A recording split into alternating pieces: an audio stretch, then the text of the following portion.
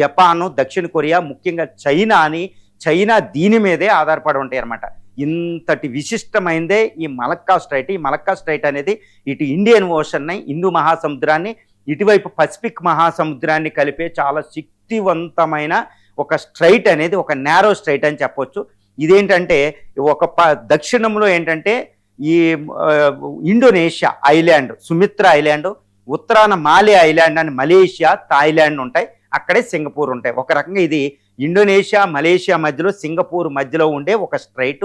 900 కిలోమీటర్ల పొడవు, 60 నుంచి 240 కిలోమీటర్ల వెడవు. వన్ ఆఫ్ ది ఒక్క పాయింట్ దగ్గర 3 కిలోమీటర్ల వెడల్పే ఉంటుంది. ఇందులో కొన్ని వందల ఐలాండ్స్ ఉంటాయి అన్నమాట. చాలా శక్తివంతమైన ఒక స్ట్రైట్, అంటే ప్రపంచ వాణిజ్యాన్ని శాసిస్తుంది. దీన్ని ఎవరు కంట్రోల్ చేయగలుగుతారో ప్రపంచాన్ని వాళ్ళు కంట్రోల్ చేస్తారనేది అర్థం అనమాట. ప్రస్తుతం చూస్తే ఇది ఇండోనేషియా, మలేషియా, సింగపూర్ జాయింట్గా పెట్రోలింగ్ నిర్వహిస్తూ ఉంటాయి అన్నమాట. దీనికి దగ్గరలో, ఈ సుమిత్ర ఐలాండ్కి దగ్గరలో ఇండియా యొక్క నికోబార్ ఐలాండ్ ఉంది, అండమాన్ అండ్ నికోబార్. దాన్ని లక్షద్వీప్ సీ అంటారు. ఈ లక్షద్వీప్ సీని ఇటు సౌత్ చైనా సీతో కలుపుద్ది అనమాట. అంటే ఇటువైపు ఈ మలక్కా స్ట్రైట్కి ఇటువైపున ఇండియా, నికోబార్, లక్షద్వీప్ సీ, ఇటువైపున సౌత్ చైనా సీ, పసిఫిక్ మహాసముద్రం ఉంటాయి అనమాట. ఈ మలక్కా స్ట్రైట్ను ఇప్పుడు అమెరికా ట్రంప్ కన్ను పడింది. ఎందుకంటే ఈ ఇరాన్ హర్ముజ్ స్ట్రైట్ విశిష్టత తెలిసిన తర్వాత అర్థమైంది దానికి.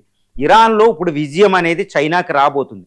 మరి చైనాని కంట్రోల్ చేయాలి అంటే మలక్కా స్ట్రైట్ అమెరికా గుప్పిట్లో ఉండి తీరాల్సిందే. దీంట్లో వెంటనే ట్రంప్ అతిపెద్ద స్టెప్ తీసుకున్నట్టు తెలుస్తుంది. వెంటనే ఇప్పుడు ఇండోనేషియన్ డిఫెన్స్ మినిస్టరు అమెరికా పర్యటనకి వెళ్ళడం, అక్కడ America Pete Hegseth, defence secretary of డిఫెన్స్కి, అమెరికాకి ఇండోనేషియన్ డిఫెన్స్ మినిస్టర్ మధ్యన పెంటగాన్లో ఒక రక్షణ ఒప్పందం కుదరడం. ఈ రక్షణ ఒప్పందంలో భాగంగా ఇండోనేషియా ఎయిర్ స్పేస్లోకి అమెరికా ఎయిర్ స్పేస్ ఎయిర్ క్రాఫ్ట్లు ఉపయోగించుకోవచ్చు, నేవల్ పోర్ట్లను ఉపయోగించుకోవచ్చు.